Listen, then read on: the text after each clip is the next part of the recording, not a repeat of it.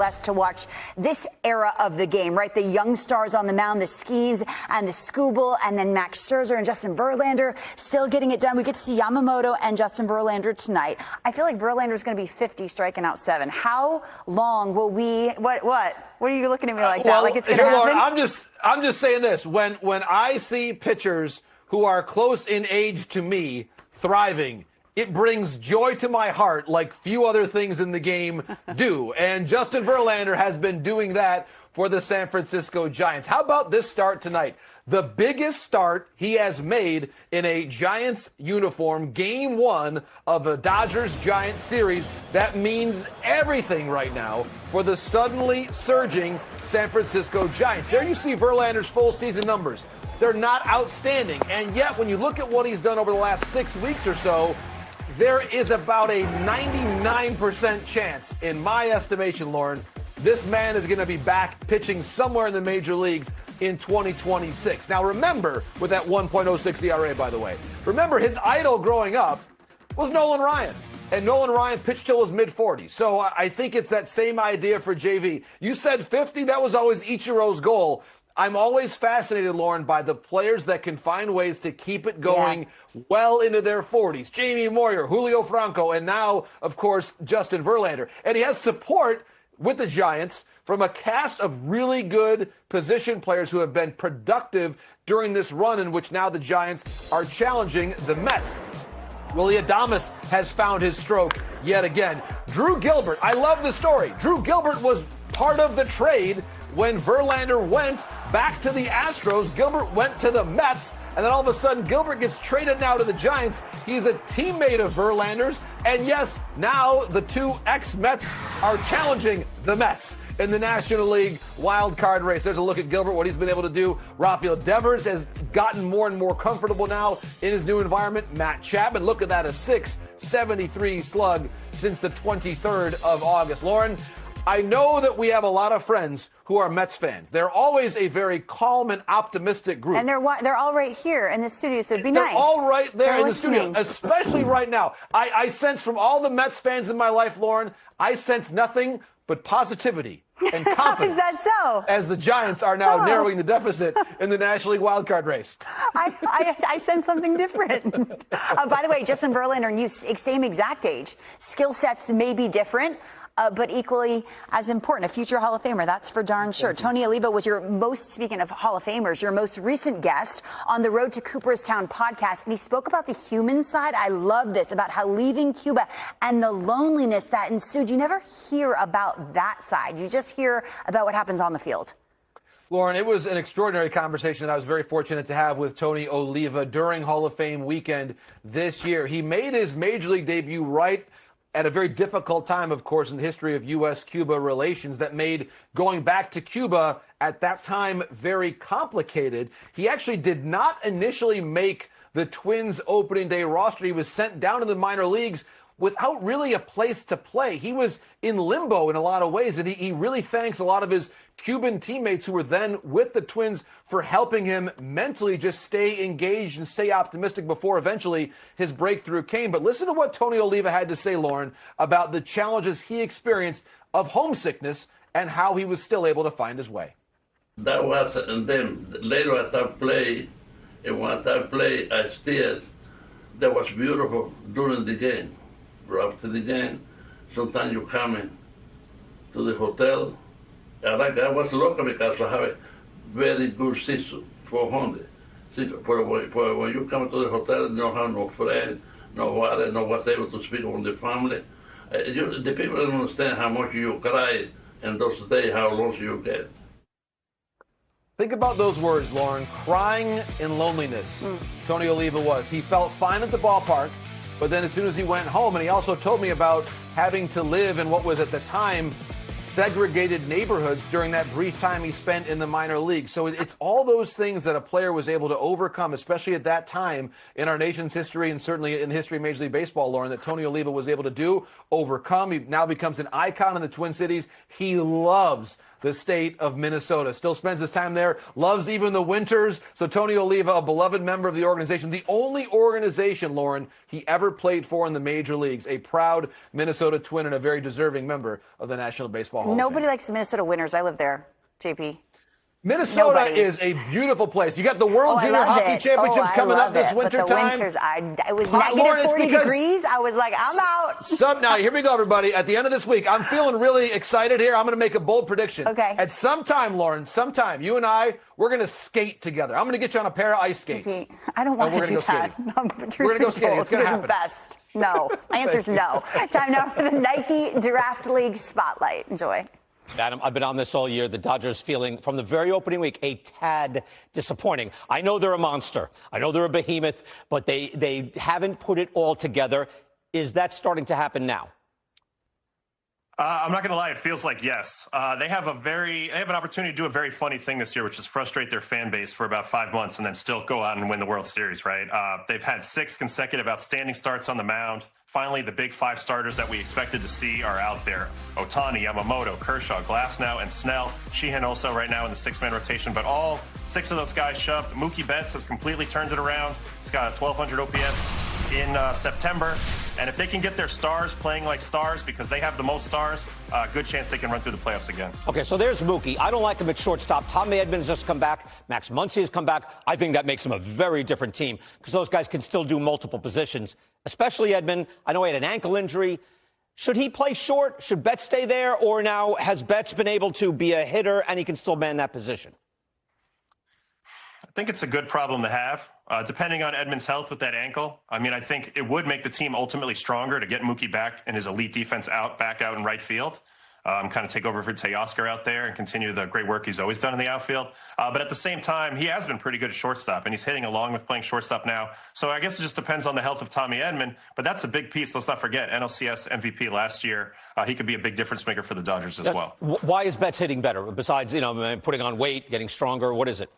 Well, it appears he met with J.D. Martinez at some point when they were playing in Tampa in early August, and J.D. fixed his swing. It's something about the swing mechanics. If you dig deep on the numbers, even when Mookie was struggling this year, his contract rate was still outstanding. He wasn't chasing.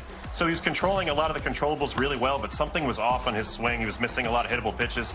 Now he's right on time with all those pitches. So whatever J.D. whispered in his ear, definitely made a big difference. Sounds like J.D. doesn't need to come back then, right? I know because a lot of people thought he'd come back, like make a couple of million. His advice seems to be worth millions of dollars, right? Oh, well, in my opinion, yes. But, I'm only the guy who knows him. I think a lot of people don't really understand the value of a veteran guy like that, how he can help other guys. Well, I've heard, it's well known in the game. Again, mechanically, whatever he does, his knowledge of hitting can have this serious effect on other hitters. Yeah, this is a proof of concept right here. They were teammates years ago. He sees Mookie for a couple hours and gets him right back on track. So there's value in that, no doubt. Okay. I like how our people on the lower third there, they put disappointing in quotes because they're like, you want to be, they're not actually disappointing us. They're a tad disappointing, and that's it. They did have 100 win over-under this year, right? And they're not going to hit that. So right. Well, they're averaging 104 last 7 years, I believe, if my math is correct. Averaging 104. So I'm sorry, this year you're not getting to 98, 99. No, it is disappointing in quotes. Adam, great talking to you. Thank you so much. All right, thanks, BK. All right, Adam Ottavino there, former relief pitcher. The Bigs. The Giants are chasing the final wild card spot in the National League. They're just 1.5 games back of the Mets. Meanwhile, the Dodgers are ending this weekend with a 2.5 game lead over the Padres. Demp, will this meaningful September series kind of reignite the Dodgers-Giants rivalry? I think it just might, and if it's not necessarily for this year, maybe some sort of action happens that pushes this in towards next year, because there's been such this Dodger-Padre rivalry that's been going on that we kind of lost sight of the Dodger-Giant one. Well, now all of a sudden, listen, this is teams going in different directions right now. The Dodgers just playing right here, level, 500, below 500, just above 500. The Giants are playing great. Remember, Justin Verlander was 1-10. He's now 5-10. Now all of a sudden he's throwing the ball better. We got energy in that dugout. We got an influx of youth in there with some of these veteran guys. Willie Adames is hitting bombs. I like what the Giants are doing right now. If they can take 2 or 3 out of the Dodgers and have a little bit of some sort of moment, some sort of tension. I think it can spark that, and I think it could spark the Giants into possibly overtaking the Mets for that last playoff spot. Ooh. It's so good, Sierra, because the Dodgers have the 5th best record in the big leagues, right? The 5th best record. They got 82 wins. They're 18 games above 500. We talk about the Dodgers like they are the struggle bunny. And the reason why we do, because when we had this show in the beginning of the year in the spring training, when the Dodgers signed everybody, you're like, how are they going to lose a game? I thought they'd win 117 to 124 games. So I think the expectations, you're in a no-win situation. You have 3 MVPs in their lineup. You have Shohei Ohtani. He's going to be pitching again. You have Yamamoto coming over here. You have all of this stuff, right? Glasnow and Snell, and just, it was unbeatable, right? Well, okay, great. So now the human factor comes in. There's some injuries, and they've had the most bullpen innings, and they've kind of spun their wheels here the last 6 weeks. But they're 18 games over 500 with the best record, 5th best record in all of baseball. And we're sitting here saying, what happened to the Dodgers? Well, let me tell you, nothing's yet. Nothing's yet. So they could be a World Series champion back-to-back, and that's it. But this is going to be fun. Verlander's facing the Dodgers tonight. And now we'll see if this gets heated up. Ryan, you said it great. If they sweep the Dodgers, Giants might be in the postseason. Okay, they might be in the postseason. But they're also going to face off 7 times in the next 10 days. The Dodgers. Oh, yeah, but I'm saying you could set you could set a tone. But like the Dodgers, to me, I've never stressed against them. Maybe it's because Dave Roberts and I have showered so many times together that I just know the calmness with him and this scene. But I just still think they're the team to beat, if you were to ask me. You know what, I'll say this too, and like I know we ask players to wear their emotions on their sleeves, right? That's what we want. Sorry, go ahead, Deb. Go ahead, Deb. No, I'm just saying, like we want that, right? If you're the Dodgers and you're sitting there, and all of a sudden, like if the Giants get off to a good and they start like having a little bit too much fun, you might see the big brother wake up a little bit. So don't do anything to try and provoke them, but I wouldn't be against anything fun like that. You know what I'm saying? I'm just saying, is there, like, what team right now are you like, whoa, that is the scariest team in baseball? I think that's what's awesome. You could sit here and go, the Brewers have proven that they can win, but like they're not scaring, but they're just taking names. And that's okay. That's the way they like it. They don't want to be the fate. They don't want to keep talking about it. And that's what they do, right? And you look at obviously the Phillies and their pedigree. You're like, what they just did to the Mets. They just got swept in New York. Then they come into their house and you win 4 straight. You come back last night down 4-0. Like there's something cooking over there. Don't let those boys get hot, right? So like but Ryan I don't said, think Detroit, there's any team right now that you're like, yes, that team is going to the World Series. Which is great. That's why we love talking about it. Which is great, and it's great for the game, yeah. I mean, the Cubs have played well. Everybody talked about here in Chicago about how the Cubs are struggling. They had a winning August. They have a winning record again in September. Like, they're just winning ball clubs. Like you said, like it's kind of interesting. Kevin makes a great point. I think the Brewers, having the best record in baseball, I'll say this, having the #1 record in all the game, are exactly the poster child for this season. All these other teams, there's nobody that stands out, but they just beat you. They just win games. Toronto, they're just winning games. They don't have a guy with 30 home runs. They're not sitting there mashing the ball at the ballpark, but they just win baseball games. You go across the board, and that's kind of what's at Detroit, right? It's like pitching, defense, timely homers, whatever, big base hits when they need it. It's like these good ball clubs. They don't scare you. 30 plus. But if you're not prepared, you're going to walk out of there with your tail between your legs. Come Monday, I'm going to ask you guys who is the scariest team in baseball. You're going to have to. Okay. Let's do that Monday. You have this weekend to think I will about watch it. 9 games at a time this weekend. That's what we do. That's what we do. 72 TVs on. Okay, I've got a question for you guys. What is going to be more impressive, Judge passing Joe DiMaggio on the New York Yankees home run list, or the Yankees clinching 33 straight winning seasons? So the Yankees' next win will give them 33 consecutive winning seasons. And at 33 years old, Aaron Judge is already tied with Joe DiMaggio for the 4th most home runs as a Yankee. Dem, which one is more impressive? I'm going to say 33 straight winning seasons. I think so too. In an era where you can just consistently be good. You have a plan in place that obviously starts with ownership and, to sit there and year in, year out know that you're competing. There's never a rebuild. Like maybe there's a retool. We're going to change over the roster a little bit, but there's never been this like, okay, let's reset or let's do something different. No, it's like every year we're going to put a winning team on the field. We're going to be the people who are on the list to get the top free agents. We're going to spend for our players. We're going to spend to keep our own players. We're going to keep a core intact. When we have iconic players like Aaron Judge, he doesn't go anywhere else. I don't care where I have to fly or who I have to meet with. I'm making sure he stays in that uniform to pass a Joe DiMaggio. I think that what they represent is first class all the way, and to win 33 straight years in a row, I think that speaks for itself.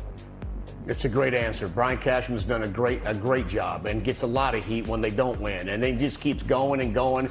So the Yankees organization has done it, and yeah, you can open up your checkbooks, talk about finances. Yeah, you got it. But you know, if that's the case, any of these ownerships out there can try to buy a World Series. You can't buy a World Series. You can hope that players have great years, that we sign great players, and sometimes they don't. Sometimes it's too big of a city. Sometimes it's too much. You know, and you have an off year, and you have an off couple years, then you're out of there, and they can't play in a big market. You know, Sonny Gray went through that. Sonny Gray's a great pitcher, but the game's hard. He has a great off year. Next thing you know, okay, great.